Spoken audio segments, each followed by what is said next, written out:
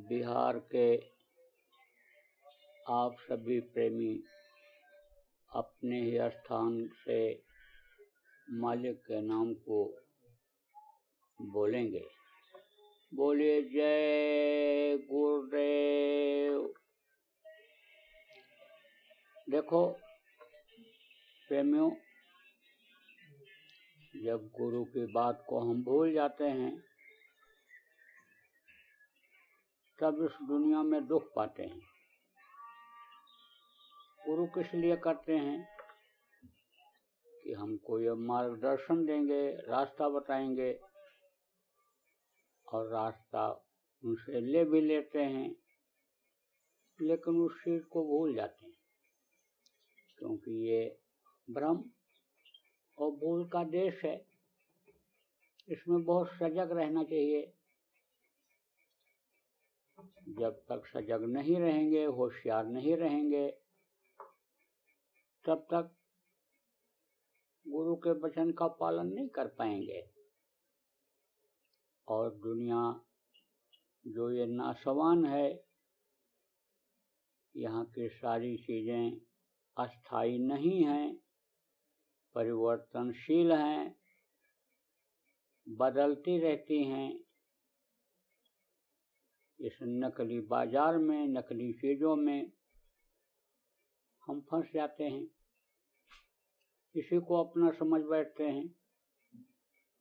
और यहीं पर जो काल भगवान के बनाए हुए देवी देवता, पेड़ पौधे, पत्थर पूजने में, गंगा यमुना के स्नान करने में, मुक्ति मोक्ष में, यानी गंगा यमुना में स्नान करके मुक्ति मोक्ष पाने में इच्छा रखते हैं, इसमें फंस जाते हैं। देखो, जो सत्य है उस चीज को पकड़ो, नकल को छोड़ो। नकल मत करो दूसरे का। ये सारी दुनिया की चीजें नकली हैं, और नकली चीज अपने काम आने वाली होती नहीं है। जैसे नकला नोट है, सोना चांदी हीरा नकला होता है और काम नहीं आता है। ऐसे ये दुनिया की चीजें जिनको हम अपना समझते हैं और जिनके लिए दिन रात दौड़ते हैं कि ये कीमती चीज हमको मिल जाए, इसकी कोई कीमत शरीर छोड़ने के बाद नहीं रह जाती है। इसकी कोई कीमत वहां नहीं मिलती है। इसलिए नकले में मत फंसो, असल को पकड़ो, सत्य को पकड़ो, मौत को हमेशा याद रखो। दो ही चीज तो याद करने वाली है, एक मौत और दूसरा परमात्मा। यही दोनों सत्य हैं। मौत आनी ही है, सबको मालूम है, लेकिन भूल और भ्रम के देश में उसको भूल जाते हैं। और ये जो शरीर नाशवान है, जिसकी कोई कीमत नहीं है, प्राण निकलने के बाद, जीवात्मा के निकलने के बाद इसको लोग मिट्टी कहते हैं और मिट्टी में मिला देते हैं। इसके लिए ही सब कुछ करने में लग जाते हैं, और इसके लिए चीजों को पाने में, खाने का इंतजाम करने में, रहने का इंतजाम करने में, मान प्रतिष्ठा इज्जत इस शरीर को दिलाने में बुरे कर्म भी कर डालते हो। जब बुरे कर्म कर डालते हो तो उसकी सजा मिलने लगती है, तकलीफ होने लगती है, और तकलीफ झेलते ही झेलते, दुख के संसार में दुख झेलते ही झेलते चला जाना पड़ता है सब कुछ छोड़ करके। तो अब आप उस बात को समझो कि ये जो चीजें जिनके लिए दौड़ते हो और पाप कमाते हो,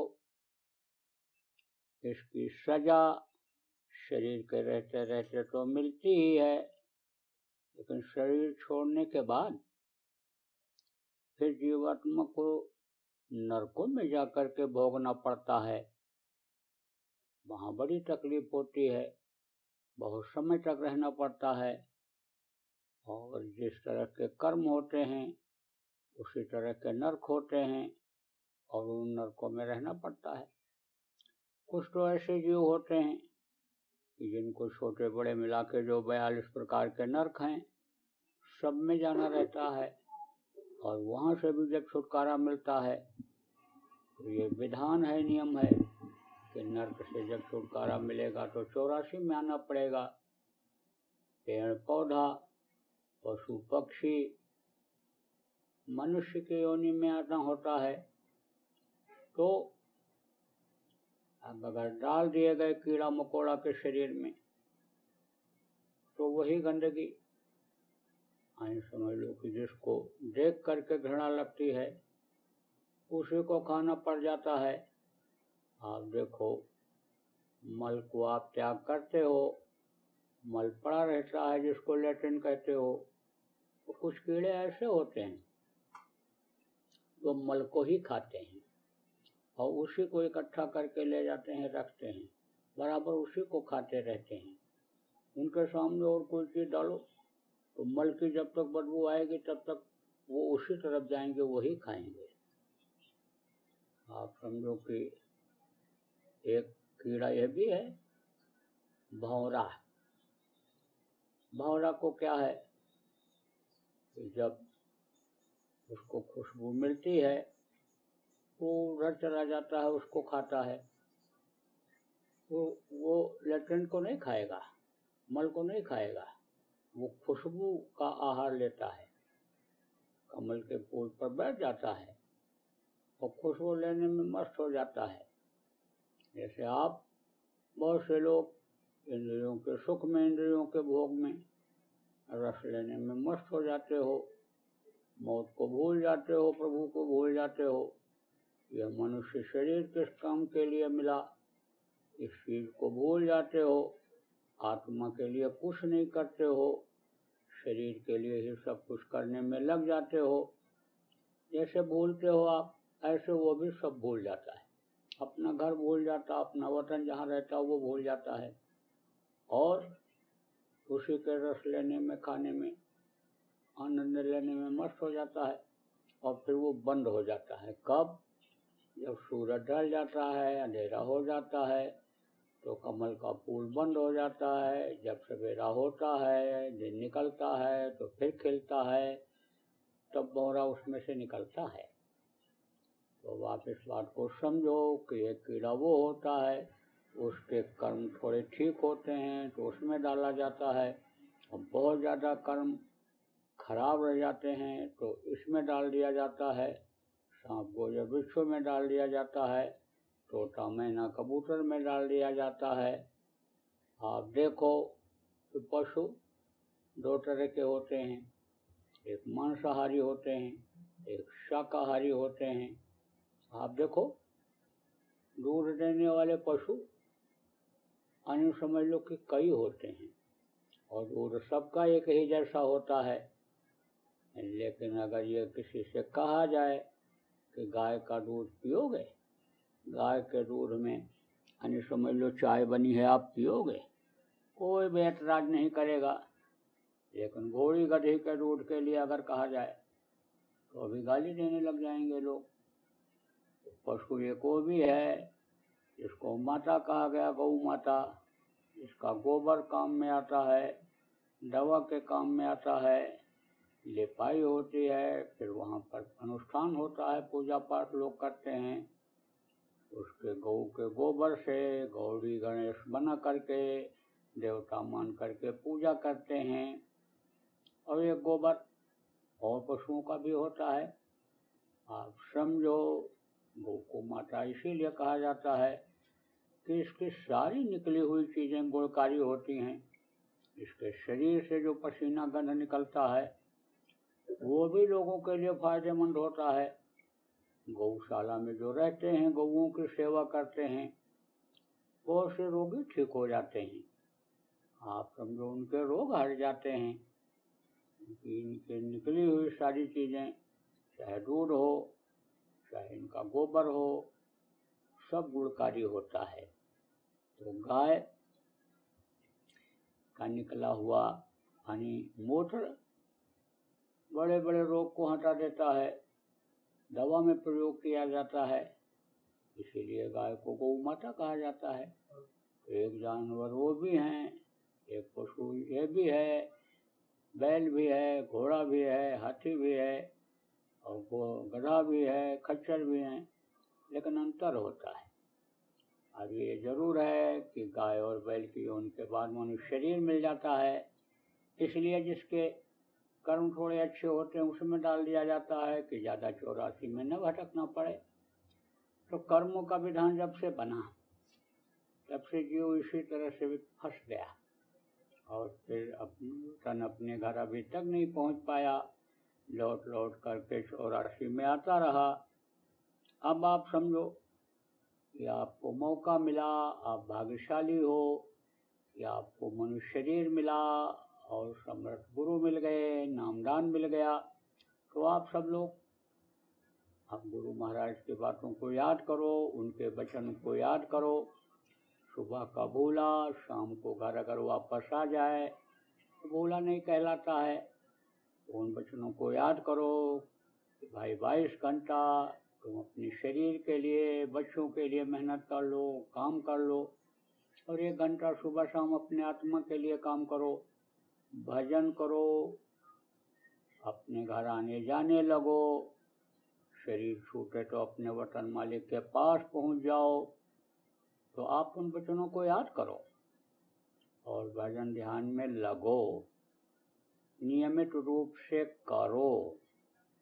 अब अक्सर लोगों की ये शिकायत होती है कि भजन ध्यान बनता नहीं है, मन रुकता नहीं है। 95% ऐसे लोग भजन के बारे में जब बात करते हैं तो कहते हैं कि मन नहीं रुकता है।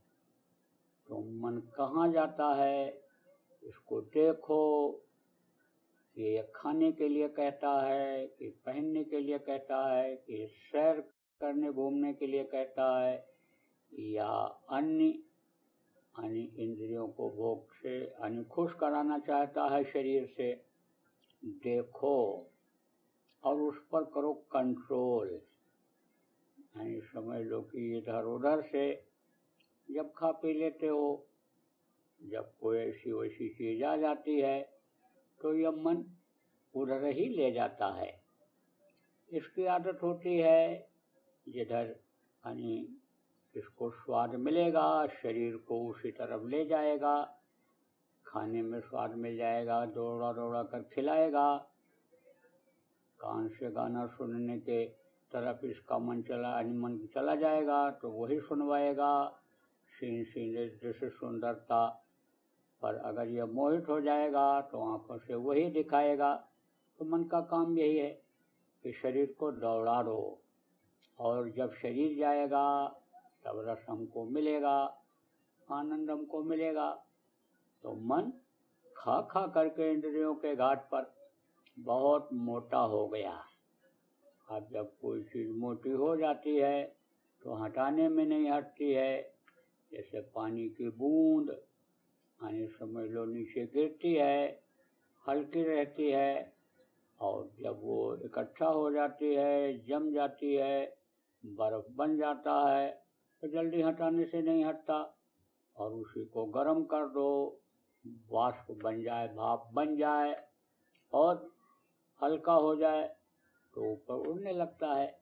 ऐसे ही समझ लो जब मोटा हो जाता है इंद्रियों के घाट पर बैठ करके खा करके, तब उस जगह को ये नहीं छोड़ना चाहता है। कसरत करते रहो और ध्यान जब उधर से हटा दो, समझ लो कि शरीर को उसके कहने में एक जगह दूसरी जगह मत ले जाओ, उसमें न फंसाओ, तब तो ये कमजोर पड़ेगा। लेकिन जब समझ लो इधर उधर की चीजों को खा पी लिया तो मन शरीर से पाप करवाने के लिए ही कहता है, और ये शरीर समझ लो गंदा हो जाता, दूषित हो जाता है। आप समझो कि आप लोग नामदानी हो, आपने नामदान लिया, गुरु महाराज ने मना किया, कहा मांस मछली अंडा मत खाना, लेकिन छोड़ने के बाद भी और कहीं आपको कोई अच्छी चीज़ मिल गई खाने में, स्वादिष्ट मिल गई और उसमें ये चीज़ें पड़ी हुई हैं, आपको पता भी नहीं है, तो अंदर जब हो जाएगी तो मन मोटा हो जाएगा और मन उन्हीं चीज़ों को खिलाएगा और कर्म इकट्ठा होते जाएंगे, आपको पता चलेगा नहीं और गुरु से आप दूर होते जाओगे, मनमुखता आती जाएगी, गुरुमुखता खत्म हो जाएगी। बस धीरे से इसी में मनमुखता में ही मन को खुराक देने में शरीर के द्वारा आपका समय निकल जाएगा। इसलिए प्रेमियों, आपको पूर्ण शाकाहारी रहना है और बाहर की चीज़ों को खाने पीने से बचना है। घर में आप बनाओ, पकाओ और खाओ, और कोई भी चीज़ बाजार से लाओ तो देख लो, सोच लो, समझ लो कि आप साधक हो, भक्त हो, शाकाहारी हो, आपके लायक है कि नहीं है, और फिर उसको खाओ पियो। और आप ये समझो कि शाकाहारी रहते हुए, घर में खाते पीते हुए, संयम नियम का पालन करते हुए भी अगर मन न रुके तो आप अपने यानी शरीर में मजबूती लाओ। अगर आपका शरीर कमज़ोर भी है तो भी आप ये आदत बनाओ कि हमको 1 घंटा बैठना ही बैठना है, सुबह शाम बैठना ही बैठना है। कितना भी मन इसको उबा दे, गर्मी लग रही, ठंडी लग रही है, भूख लगी है, चलो खाओ, कितना भी ये कहे मन, लेकिन शरीर को मत उठने देना। काम मन भगता है तो भगने दे, दृढ़ कर राख शरीर को रोक करके रखो, शरीर को उठने मत दो, तो धीरे धीरे धीरे ये मन रुकने लग जाएगा। जब इसको इंद्रियों से खुराक नहीं मिलेगा, आँख का रस नहीं मिलेगा, यानी मुँह से जो स्वाद मिलता है उसका रस स्वाद नहीं मिलेगा, इंद्रियों का स्वाद जब मन को नहीं मिलेगा तो निराश हो जाएगा और निराश होकर के रुकेगा। जब कोई चीज़ रुकती है तभी उसको बदला जा सकता है, उसकी दिशा बदली जा सकती है, उसको परिवर्तित किया जा सकता है। जैसे पंखा चलता है, अब पंखा में आवाज़ आती है, अब आपको देखना है कि इसमें बेरिंग कटी हुई है या इसमें कोई चीज़ फंसी हुई है या इसका नट बोल्ट ढीला है, तो सबसे पहले आप पंखा बंद करोगे और उसके बाद फिर आगे पीछे उसको हिलाओगे, पीछे की तरफ भी चलाओगे, इस चीज़ को देखने के लिए कि क्या कमी इसमें है। तो कहने का मतलब यह है कि जब पंखा रुक जाएगा तभी वो पीछे घुमा पाओगे। ऐसे ही मन जब रुक जाएगा तभी इधर इंद्रियों की तरफ से इसको हटा करके और ऊपर की तरफ ले जाओगे। जब ये हल्का पड़ेगा, जब ये मोटापन खत्म करोगे, तब ये ऊपर की तरफ बढ़ेगा, वरना ये समय को ऐसे ही निकाल देगा। और जब ये ऊपर बढ़ेगा और वहाँ का रस जब मिलेगा तो ये सारे रस इंद्रियों के घाट के फीके पड़ जाएंगे। अभी तो आप ये समझ लो कि मन उसी तरह से आपको भ्रम और भूल में डाल देता है कि जैसे कुत्ता हड्डी को चूसता है, वो जो हड्डी होती है उसके जबड़े में अंदर घुस जाती है, जबड़ा उसका फट जाता है, उससे खून निकलता है और उसको वो पीता है। उसी खून में उसको स्वाद मिलने लगता है तो वो समझता है कि हड्डी में से खून निकल रहा है, फिर उसको और चबा चबा करके खाता है और जब घाव बढ़ता जाता है, खून उससे ज़्यादा निकलने लगता है, तो कुत्ता समझता है इसी में का ही खून निकल रहा है। ऐसे ही आप फंस जाते हो, यानी इसी में स्वाद खोजने लगते हो। इसी में मुक्ति मोक्ष गंगा स्नान में, और पेड़ पौधे पत्थर को पूजने में आप मुक्ति मोक्ष खोजने लगते हो, इसी में रस आप खोजने लगते हो। थोड़ा बहुत मिलता भी है संतुष्टि के लिए, लेकिन जब वह रस मिलेगा तब आप इस रस को ग्रहण नहीं करोगे। जैसे सूखा गन्ना है, उसको चूसोगे तो कुछ न कुछ रस उसमें भी मिलेगा, लेकिन हरा गन्ना जब मिल जाता है और उसके रस को चूसते हो तब स्वाद का पता चलता है, मिठास का पता चलता है। और उसी गन्ने के रस को गुड़ बना दिया जाए और उसको खाया जाए तो उसमें और मिठास मिलती है। उसी का खांड बना दिया जाए, उसको खाया जाए तो उसमें और ज़्यादा स्वाद है, और ज़्यादा मिठास है। और उसी का कंद बना दिया जाए तो कंद ही खाओगे, उसके मिठास और स्वाद को तो ये कोई लगेगा ही नहीं। आप ये समझो कि ये उसके बराबर नहीं महसूस होगा। तो आप ये समझो कि जब इसको जीवात्मा को ऊपर कंद रूपी आनंद मिलता है तब ये बराबर उधर ही मन को भी ले जाती है, जब ये ताकतवर हो जाती है। लेकिन जब से ये मन के वश में कलयुग में हुई तब से ये एक तरह से अपंग हो गई, एक तरह से ये जीवात्मा समझ लो कि जैसे दूसरे के वश में हो गई, क्योंकि वो अपना वतन भूल गया। भूल और भ्रम का पर्दा जब पड़ा तो अपना वतन भूल गया, अपने मालिक भूल गए, और कर्मों के अनुसार गुरु को भूल जाते हैं, गुरु के वचन को भूल जाते हैं, गुरु के बताए रास्ते को भूल जाते हैं, तब दुख पाते हैं। तो दुख का समय आप चाहो तो अपने आप खत्म कर लो, क्योंकि जब अच्छे कर्म बनने लगेंगे तो ये जो बुरे कर्म बन गए ये सब जल करके राख हो जाएंगे। अब अच्छे कर्म कैसे बनेंगे? कर्म करने से बनेंगे। शरीर से जब कर्म करोगे, ध्यान लगाओगे, भजन करोगे, तब जीवात्मा जब ऊपर जाएगी तो ये कर्म जलेंगे, और नहीं तो कर्मों की सजा से आज तक कोई बच नहीं पाया, और कर्मों की सजा भोगनी पड़ेगी। इसलिए प्रेमी, जो भी आप सुन रहे हो आवाज़ को, आप सब लोग नियम बनाओ भजन ध्यान सुमिरन का। घाट पर बैठोगे जब तो पार करने वाले को भी दया आएगी, गुरु की भी दया आएगी। जब गुरु को याद करोगे, गुरु से दया मांगोगे, तो गुरु के दया का ये घाट है, सुमिरन ध्यान भजन ये घाट है। तो उस घाट पर जब बैठोगे तो गुरु की दया वहाँ से जुड़ जाएगी।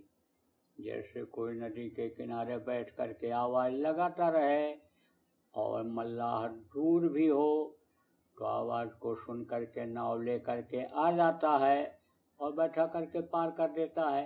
तो भाई बहुत देर से चिल्ला रहा है, इंतजार कर रहा है, तो चल करके बैठा करके इसको पार कर दें। तो आप इस बात को समझो कि कहा गया पड़ा रहे दरबार में, धक्का धनी का खाए वो कभी तो गरीब नवाज़ई, जो दर छाड़ न जाए। तो यह है दर, सुमिरन ध्यान भजन का ये दर है, दया लेने का और मालिक के पास जाने का, जन्म मरण से छुटकारा पाने का, नरक 84 से छुटकारा पाने का। तो दया के घाट पर बराबर बैठते रहो, पूरा टाइम दो, पूरा समय दो, क्योंकि थोड़ी देर तक बैठते हो तो आधा पौन घंटा तक तो मन ये भगता रहता है, और धीरे धीरे जब इसके थकने का, धीरे धीरे रुकने का समय आता है तब आप शरीर को उठा देते हो। इसलिए अभ्यास के लिए थोड़ा समय निकालो, देर तक बैठो और बराबर गुरु से प्रार्थना करते रहो, दया का प्रार्थना करते रहो, दया के भीख मांगते रहो। क्योंकि गुरु जब दया करते हैं तभी आसानी होती है जाने में, और दया नहीं ले पाते हैं तो बहुत मेहनत करनी पड़ती है। अब यह है कि आसान चीज़ हर कोई चाहता है, इस बात का सत्संग सुनते सुनते विश्वास हो जाता है कि गुरु समर्थ हैं, गुरु की दया हो जाए तो पल में काम हो जाए, क्योंकि सूरत को वही खींचते हैं, गुरु भक्त की सूरत को वही पहुंचाते हैं। कहा बिन गुरु भक्ति शब्द में पढ़ते, और सो प्राणी तो मूर्ख जान, और शब्द खुलेगा गुरु मेहर से, खींचे सूरत गुरु बलवान। तो जब सुन लेते हो और समझ लो कि गुरु के प्रति भाव प्रेम पैदा हो जाता है और गुरु से बराबर ये कहते हो कि पार कर दीजिए, पार कर दीजिए, पार कर दीजिए, तो ऐसे पार नहीं होते, ऐसे कहने से नहीं होता है। या तो हृदय से तड़प जगे, अंदर की आवाज़ उनके पास पहुँचे, तब दया होती है। और या तो मेहनत करना पड़ता है, शरीर से कर्म किए जिससे मन मोटा हो गया, अब वो निकल नहीं पा रही है जीवात्मा, मन हल्का होकर सूरत का साथ नहीं दे रहा है ऊपर जाने में, तो शरीर से तो मेहनत करनी पड़ेगी, कर्म को तो जलाना पड़ेगा। इसलिए कर्म करते जाओ और दया गुरु से मांगते जाओ। गुरु समर्थ होते हैं और गुरु की दया जब हो जाती है तो काम जल्दी बन जाता है। तो गुरु भक्ति करो, गुरु को सिर पर सवार रखो, उनके वचनों को याद रखो और आदेश का पालन करो। देखो प्रेमियों, बराबर जय गुरुदेव नाम का प्रचार करते रहो, प्रभु के नाम के बारे में लोगों को बताते रहो, आगाह करते रहो, सुबह शाम बोलने की आदत डालो। घर में बच्चे उठें, परिवार के लोग उठें, खुद भी उठो तो जय गुरुदेव नाम बोलते हुए, ध्वनि बोलते हुए बिस्तर छोड़ो। खाने से पहले जय गुरुदेव नाम की ध्वनि हो, सोने से पहले जय गुरुदेव नाम की ध्वनि हो। घर से निकलो तो जय गुरुदेव नाम की ध्वनि अंदर में बोलते ही निकलो। जय गुरुदेव बोल करके हो कोई काम करो। श्वास श्वास पर जब प्रभु का नाम जय गुरुदेव आ जाएगा तब सच्ची स्वतंत्रता का आनंद पाएगा। नहीं तो आप परतंत्र हो गए, अपने देश में थे तो स्वतंत्र थे और काल के देश में आए हो, परतंत्र हो गए, उसके अनुसार आपको चलना पड़ता है, उसका जो बनाया नियम है पालन करना पड़ता है, और नहीं करते हो तो सजा मिल जाती है। तो स्वतंत्र हो जाओ, आज़ाद हो जाओ। तो जय गुरुदेव नाम, ये प्रभु का नाम बराबर बोलते रहो और समझाते बताते रहो जय गुरुदेव नाम के बारे में लोगों को, और आप जिनको नाम दान मिल गया, आप सब लोग भजन ध्यान सुमिरन रोज करते रहो। बहुत बढ़िया, ये सिस्टम आप लोगों ने बना लिया। मेरी भी इच्छा आप लोगों से मिलने की रहती है, मेरा तो बराबर चलता रहता था, लेकिन ये जो बीमारी आई जिसकी वजह से रोक टोक हो गई, निकल नहीं पा रहा हूँ और आपको भी नहीं बुला पा रहा हूँ कि बीमारी यहाँ बहुत फैली हुई है। तो भाई सजग तो रहना पड़ता है, क्योंकि कभी भी किसी को भी हो सकती है, लापरवाही ठीक नहीं होती है, तो सजग तो रहना पड़ता है। तो इस समय पर तो आकर के या आपको बुला करके मिलना जुलना नहीं हो सकता है, लेकिन यह सिस्टम जो आपने बना लिया, इसके जरिए देखो मिलना जुलना भी हो रहा है, एक दूसरे को देख रहे हैं, आप बातें भी सुन रहे हो, जरूरत पड़ेगी तो आपकी बातों को सुना भी जाएगा। तो यही इसी सिस्टम को आप आगे बढ़ा दो, गांव गांव इसको पहुंचा दो, और जो इस सिस्टम को लागू करना सीख गए हो आप लोग दौरा करके और गांव में जाओ, लोगों को सिखा दो। जो बिल्कुल ही अनपढ़ हैं, बिल्कुल ही कुछ नहीं समझते हैं, गांव में जो अपने सत्संगी हैं, पढ़े लिखे लड़के हैं, उनको समझा दो, और जो भी ये बातें बताई जाएं, आने समझ लो कि उनको बताओ, वो गांव के और सत्संगियों को समझा दिया करें, तो उनको भी संतुष्टि हो जाएगी, संतोष हो जाएगा।